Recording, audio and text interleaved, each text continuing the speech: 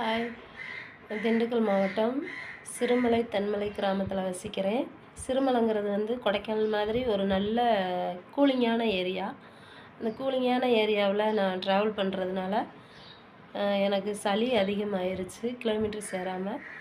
அந்த தண்ணியெல்லாம் எப்பயுமே ஜில்லுன்னு தான் இருக்கும். அதை குடித்ததுனால எனக்கு சளி அதிகமாகி நுரையீரல் அட்டாக் வரதி போயிடுச்சு.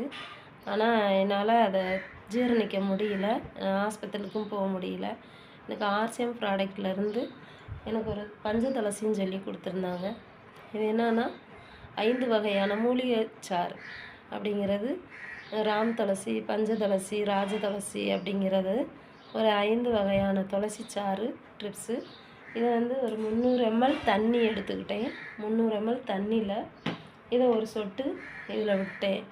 ஒரு சொட்டு அதில் விட்டு இதை காலையிலையும் நைட்டுக்கும் எடுத்துக்கிட்டனால கொஞ்சம் நல்லா இருந்துச்சு. அதுக்கப்புறம் எஸ்பைங்கிற டேப்லெட்டு யூஸ் பண்ணேன். இந்த எஸ்பை டேப்லெட்டுங்கிறது எப்படின்னு கேட்டிங்கன்னா, நம்ம எவ்வளோதான் மெடிக்கல் மருந்து மாத்திரை போட்டாலும் அப்போதைக்கு வலி கேட்கும், அப்போதைக்கு எந்த தொந்தரவையும் நீத்து கொடுக்கும், திரும்ப நமக்கு வர ஆரம்பிக்குது.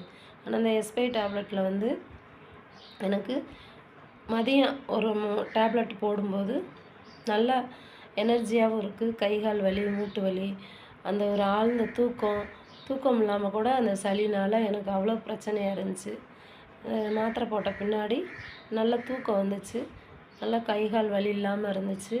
சளியை எனக்கு கிளச்சி கொடுத்துச்சு. அதுக்கப்புறம் என்னன்னு கேட்டிங்கன்னா, சஞ்சீவினின்னு சொல்லி இது ஒரு லேகிதம். இந்த லேகிதமும் சளிக்காக நல்லா கேட்குது.